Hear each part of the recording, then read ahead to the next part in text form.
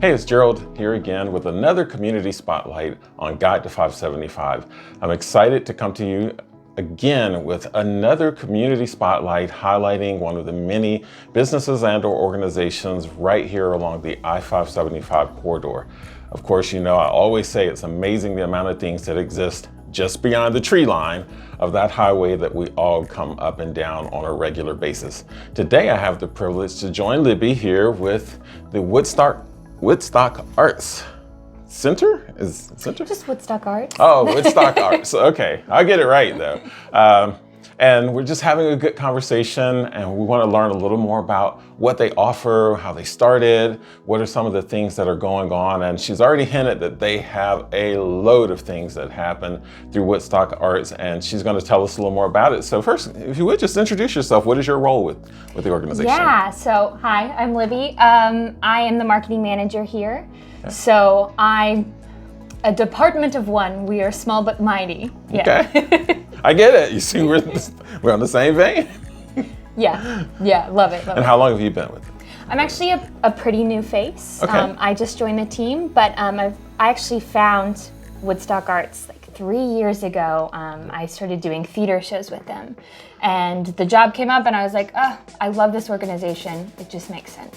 So you have a theater background as well? I do. That's what my degree is in, actually. Awesome. So how's the experience been so far?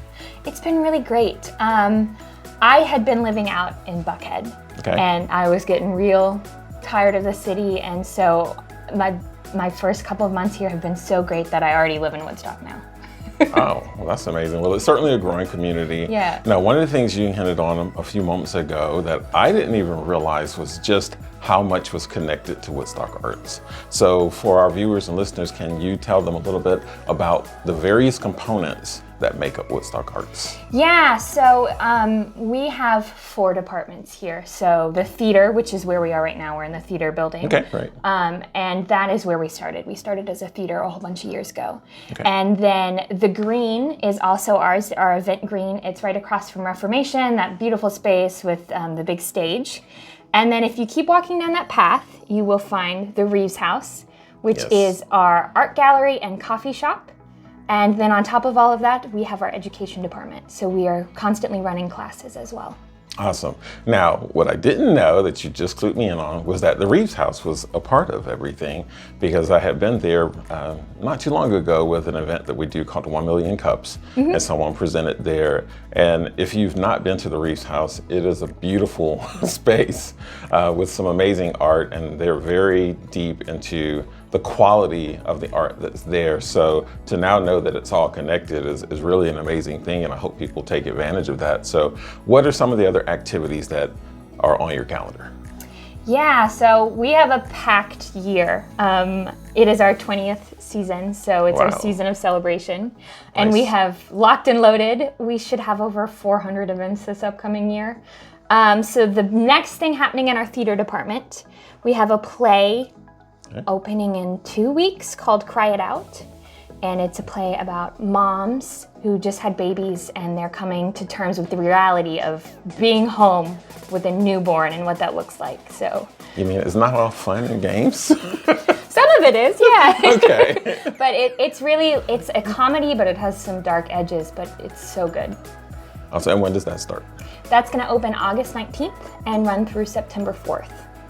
That's awesome. And that's 2022. So when someone comes across this video a year from now, they'll know when it is and don't come hunting, where's that show start, kind of thing. But if you're seeing this in the future, we have 13 shows this season, and I'm sure we will just keep building. So. And how can someone learn more about your organization and your schedule of events? Yeah, so connect with us on social media. We're super active. That's a great way. We love being super connected to our community. And so that's Woodstock Georgia Arts on Instagram and just Woodstock Arts on Facebook. And then head to our website, woodstockarts.org, and join our mailing list. That's great. Now, is it just open to the public in general, or is it a membership type organization? How is the structure for someone who may want to be involved? And also, are there opportunities for people who may be performers in the area? How do they find out about maybe opportunities to be a part of some of these shows and programs that you have? Yeah, so we we're a volunteer-based organization. Okay. They are the backbone of what we do here. So if you're looking to get involved, we have opportunities across all our departments. So our theater, we're always looking for people to work with props and costumes and usher. And over at the Reeves House, we always have volunteers, especially for installs. So if that's something that's exciting, of like getting to hang the work and learn more about it, we always need an install team. Okay. And for performers or anybody who's looking, we're going to start a local concert series this upcoming year. So head to our website, it is all on there. Mailing list, Instagram. And all that's on your website and social media for people to connect in and learn more about it. Yeah.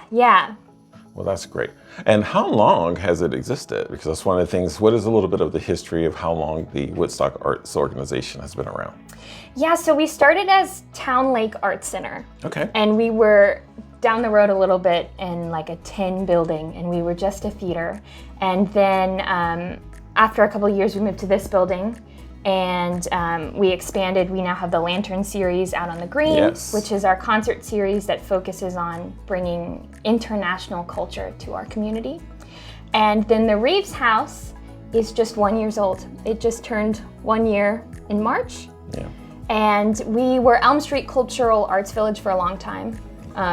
The Elm letters right there. Yes. But we rebranded to Woodstock Arts just recently. Awesome. Well, I've had the good fortune to be in the theater space here a couple of times, as well as attend one of the Elm Street performances. And like I mentioned, I've been to the Reeves House. I just didn't know how they were all connected. So I appreciate you kind of shedding a light on that so that those watching the video would know as well, and have the opportunity to go to your website, which we'll also put at the back end of this video so that they can know how to learn more and how to stay in touch. But I appreciate you taking the time to share a little bit in our Community Spotlight series, and I invite everyone who's watching and listening to go check out the social media and the website and be a part in any way you can. And if you can't participate as one of the volunteers or helpers, definitely attend one of the many events that they do throughout the year. And as always, Guide to 575 here to bring you connections to the community and the people and organizations and businesses that surround the I-575 corridor. So until next time, thanks.